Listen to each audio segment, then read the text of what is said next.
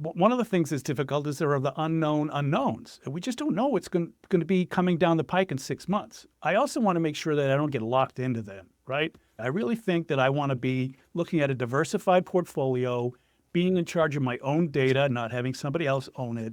You don't want to get locked in. You want to use open source and keep your options open.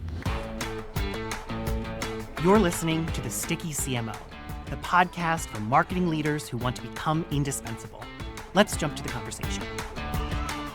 Hello, and welcome to the Sticky CMO podcast. Today, my guest is Dana Gardner. Dana is the president and principal analyst of Interarbor Solutions. He's been following tech trends and an influencer in their space for many, many years, and he's been podcasting for 23 years. So he definitely has way more experience about podcasting than I do. Dana, thank you so much for joining me. Yeah, it's a pleasure, Tom. Great to be here. Thank you. So Dana was on the show about 3 years ago. We talked about content. And today, with the rise of AI, I really wanted to ask you about AI in the marketing space. So Dana, can you tell me a little bit about how people are using AI in the marketing space, how it's serving them and how it's failing them? Sure, yeah. Well, we can all be certain that change is in the air and that, AI is disruptive. But among the places it's most disruptive are some of the business functions like marketing. And so, things are going to be continuing to change rapidly, and it's hard to track what is happening, never mind predict what's going to happen next. But there's a few things that we can look to with some confidence. We know that knowing your customers well, understanding where your prospects are and how to reach them, knowing the breadth and depth of your market opportunity, even knowing yourselves as an organization, your strengths, your weaknesses, how you perform, what your key performance indicators are and how to track them. Those are all things that AI does very well, and we should take advantage of it for those sorts of things. So what does that mean? Well, that means that marketers need to be thinking more like data scientists. They need to not have to go to the data scientists and say, we want X, Y, and Z, and then wait for 3 months for a report. This needs to be happening in real time, and the best way to do that is to do it yourself. And so AI has got interfaces now and conversational abilities where you don't need to be a data scientist to query the very best of what AI can do and large language models can do. And so I think it means that you need to be aggressive in identifying the things that AI does well. That's research and analysis type of activities. Doesn't necessarily mean that you're going to be replacing the art of marketing. You're going to be focusing on the science behind what gives you the tools to go about being an artist around marketing and positioning and messaging better. So, marketing should do AI also as well or probably better than what sales is doing, because sales is going to be looking through the same lens and saying, gee, we need to be using these tools. Well, should sales be spending 80% of their time figuring out the tools, or should they be spending 80% of their time selling? So I think this is a great opportunity for marketing to come in and say, don't worry, we're going to take care of the AI. We're going to learn to use these tools. We're going to work connected hip to hip with our data scientists, and we're going to provide all of those great fruits and benefits and productivity to sales, because I think sales is going to be disrupted too. AI can make cold calls. AI can follow up on leads. AI can generate email discussions. And so there's a significant portion of what sales does that might be outsourced or automated to agents. Marketing doesn't want to be outsourced to agents. And so therefore marketing needs to be looking at contributing the best co-pilot combination, what the technology does and what they do as marketers. So I think, look to being a better source of automation and power and insights and research to your sales associates. Let's see. You also need to get your data act together. So, the garbage in, garbage out thing still works. You don't want slop coming out. You want to make sure that you're getting all the right information and then using the tools. So marketing needs to be thinking about being, I think, aggressive about finding all the data, both structured and unstructured, on the web, in through focus groups, in through research and interviews and polls, everything you can get your grubby hands on or data so that you can be the best marketer you can using these great new tools. So, I'm the podcast moderator and host of the Data Cloud podcast that's sponsored by Snowflake. And we've brought in some great folks. If you look at that podcast, folks like Capital One and BlackRock, and they explain how they're using these AI tools to get all the data into one usable, not necessarily location, but format and warehouse and mechanism so that they can then use these AI tools. So you're using AI to get the data that then feeds AI. That's a very powerful new combination, and marketers need to take advantage of it. So yeah, Tom, analysis, research, reports, competitive analysis, even generating use cases where data is readily available. That's what AI can do. But can AI do strategy, messaging? Not by a mile, and not in the near future. Yeah, it really reminds me of, I feel like what I've been seeing on LinkedIn and is that everybody's like dumbfounded. They're like, AI has changed things so fast. We don't know what to do. And, it makes me think about no code like a couple of years ago where it was like, okay, we're wearing our marketing hat, but rather than going to IT to build something, now it's on us. And now AI is just accelerating that. So we do have to wear many hats as marketers. But what AI can do is really accelerate a lot of the, for me, boring day-to-day data analysis things that I honestly do not want to do and focus more on strategy. And I think that also brings us to, what AI can't do, because when we think about strategy, AI, at least when we're talking about something like Claude or ChatGPT, is really just a predictor of what word should come next, right? It can do a lot of great research. But when you're outside of data analysis or analyzing your own data, your customer success stories, things like that, it's really just a prediction engine. So the strategy is what's going to be great. And I think that what we're seeing now is that you can execute at large scales, but so can everybody else. So what's going to differentiate you is going to be that strategy, is my theory. Yeah, no, I agree. So you definitely want to be on the cutting edge, not the trailing edge of those automation things that are sort of the low-lying fruit. But as you say, these large language models are good at doing, putting in the next expected word, but they're doing that based on what's already been published, what's already been made available, the existing data set. But what sets apart true marketing innovation is the blue sky thinking, the out-of-the-box thinking. It's not based on what's been done already. It's doing something new, different, and innovative. And let's find ways of using these new tools to then recognize that we need to approach our markets differently. How are people going to intercept us? How are they going to learn about us? Where can we provide them with information to nurture a process? How can we engage with them and get just enough attention so that we can get some more crumbs of data from them? Those are the things that, you use the tool to get to where you want to be, but then to actually act on that new information in new and interesting ways. That's still well into the human domain. And again, I don't see that changing for quite some time, if ever. So, use the AI for the science, but the marketing for the art. There's an art involved, Also, there's politics and cross-team management. So one of the things that marketing does, whether they want to or not, is they're kind of caught in the middle. And they're synthesizing across silos of process, human resources, data, and sometimes people are a little territorial. I don't want to give you this. So it's up to marketing to go out and synthesize a complex mix of different entities and power structures within a corporation. AI isn't going to come close to doing that. You wouldn't want to send a chatbot to go convince somebody to give you some of their time to help with a marketing project.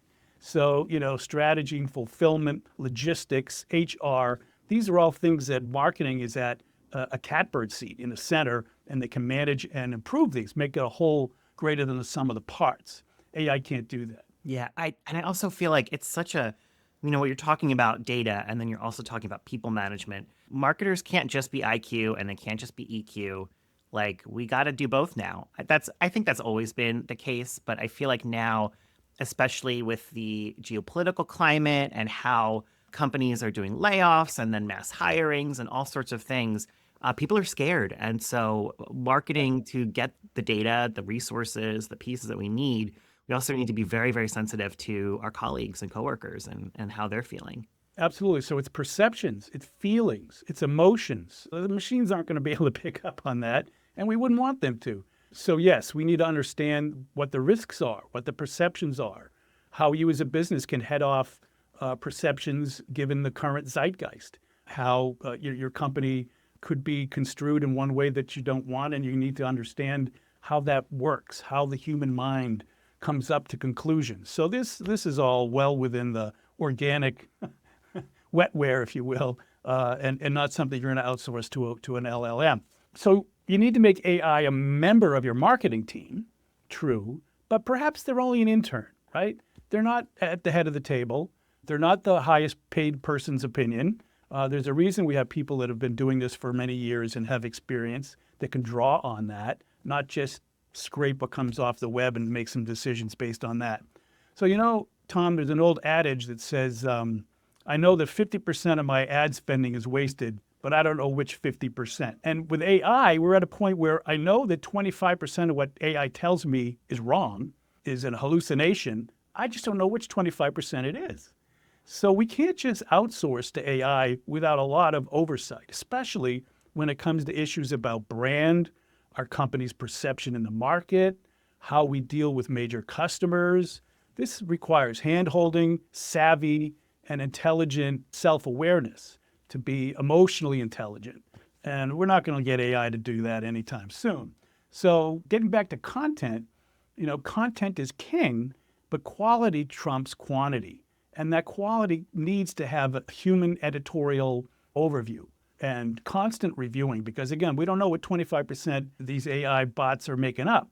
And we need to look for that, because if we put out direct and people associate that with our brand, well, then, we're have to climbing up a hill again to reestablish a brand that we've worked for 30 years to get to where it is. And it's just too easy for people to find these information vehicles and then say, oh, look, well, these guys don't know what they're talking about. And you can be rest assured that your competitors rather, are going to be trying to find those things that you might say through AI and point it out to your customers. Everything in marketing is gray. But I'm going to ask you a yes or no question, see how this works.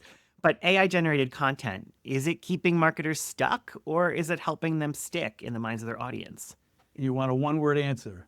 Well, no, you can answer in a phrase, because everything in marketing is gray. Right. So no, but it has to be no. I mean, we're not at a point where we're going to outsource strategically important content to AI. We're going to use it for the blocking and tackling and some of the fine print, perhaps, and use it for research and analysis to get us the right information that then we create our content from. And we need to bring blue sky and out-of-the-box thinking to that so that we come up with new forms of messaging. Because things are changing so rapidly, we can't just come up with a cut-and-paste boilerplate approach to marketing. We need to rethink everything from the bottom down and to the top up, or vice versa. So yeah, content is too important, or at least the majority of content that's outward-facing is too important to just outsource to AI. Yeah, and I love when you said outward-facing, because I'm thinking great uses of AI content generation are, here's onboarding, and where are all the resources, and here's a summary of all of them. And that's internal facing, and we can just have the knowledge that we do need to do a human double check. But when we're posting publicly, when we're running a campaign, when we're doing broadcast or radio, those things have to be incredibly accurate. Every word has to be thought through. And with the ability for AI to generate all this content, not necessarily great, but there's a lot of it, cutting through is going to be very important. So thinking about how to be original. The quantity. Just because you can generate a boatload of content using AI doesn't mean you should. And you and I know that when we read things, I know when I read things, I can tell pretty quickly whether it's from an AI or a person. And it's sometimes I don't care. I'm just looking to find, how to change ink cartridge in my new printer. So that's great. But when I'm learning about a company to make multi-million-dollar decisions on whether I should procure using you guys or whether I want to get into a long-term partnership, I don't want to read some boilerplate that's been generated from a web scraping bot. I really want the best minds in your organization to be meeting the best minds in my organization. Mm-hmm. And I do think it goes back to perception. I do have a low perception of companies that use AI in a way that if they use AI and I can't tell, great. Or if they use AI in some of their how-to documentation where I just don't care, I just want to know how it works, great. But I don't want to invest my money in a company that I feel like is not putting the effort. Yeah, I see a company that is using AI to create strategic communications. I'm going to ask myself, Well, they can't find or hire the people, so that's kind of a red light. Or they're lazy, or they don't want to do the work it takes to make good communications, and that's a red light. Or they don't know the difference between strategic and non-strategic communications, and that's a red light. So yeah, I mean, from the perception of how I evaluate a company in terms of its overall competency and its overall veritas, I don't want to see bots. I want to see the best quality content you can make as an organization. So to wrap this all up, if we have a CMO or a marketing leader listening to us right now, and there's pressure from the board to use AI, but of course the pressure is amorphous. Use AI, but what does that mean? What is one piece of advice that you think they could implement tomorrow, just to help get them started on this journey, so that they are producing the research, they're producing the great things that AI can create, and avoiding the slop that is just going to be their downfall? Yeah, well, marketers are facing a major problem that most people in business today are. What is AI good for? What is it not? Where do I employ it with low risk?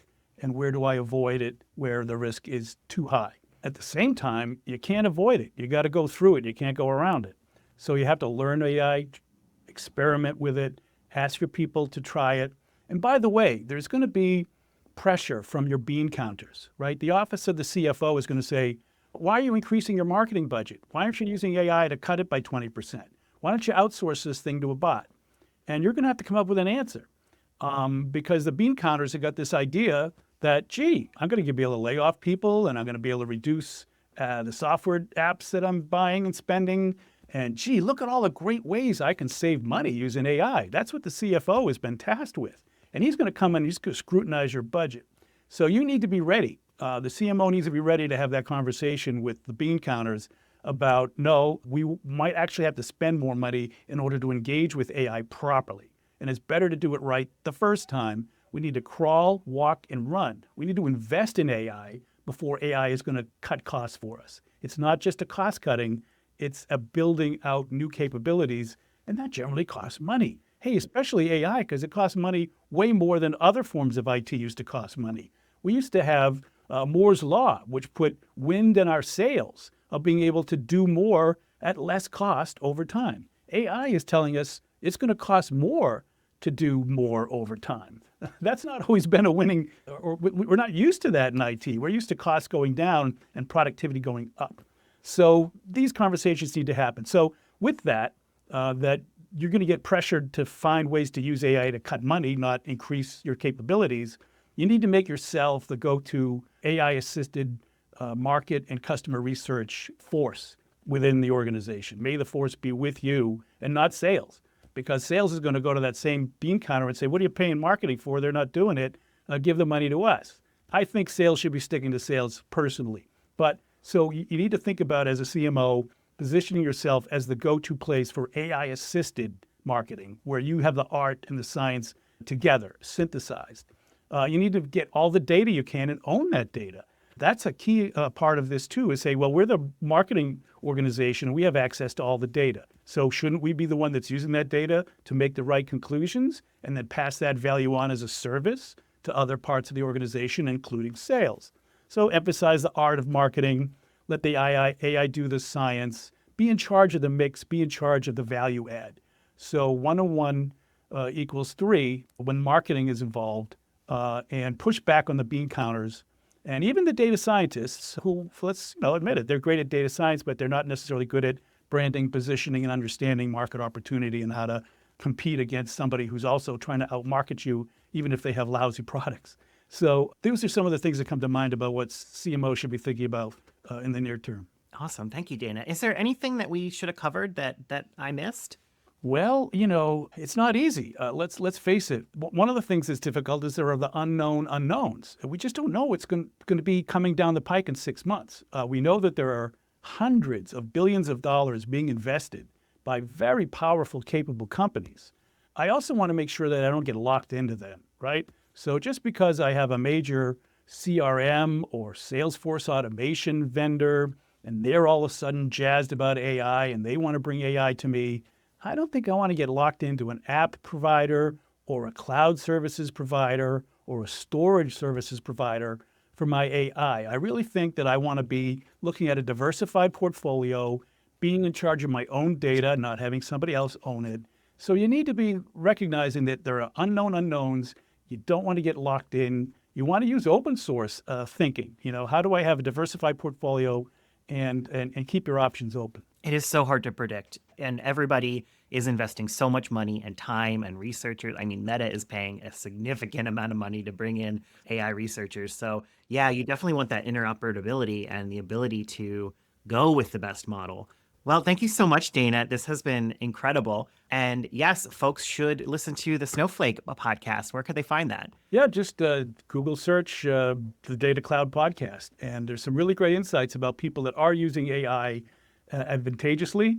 Many of them are, even though they're data scientists perhaps, they are really locked in with marketing. So the data scientists in the smart companies recognize that marketing is one of their top customers, internal customers. Awesome. Thank you so much. Thanks for joining us for this episode of the Sticky CMO. Don't forget to subscribe to the show on your favorite podcast app and follow me on LinkedIn for more sticky tactics.